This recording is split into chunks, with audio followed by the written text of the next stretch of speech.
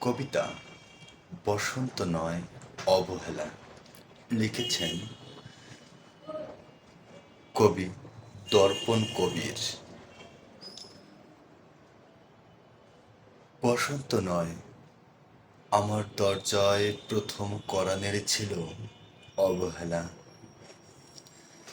ভেবেছিলাম অনেকগুলো বর্ষা শেষে শরতের উষ্ণতা মিশে এলো বুঝি বসন্ত। দরজা খুলে দেখি আমাকে ভালোবেসে এসেছে অবহেলা।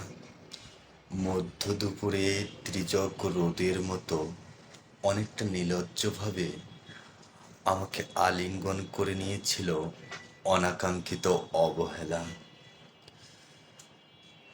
আমি চারপাশে তাকিয়ে দেখছিলাম আমার দীর্ণ দশায় কারো করুণা বা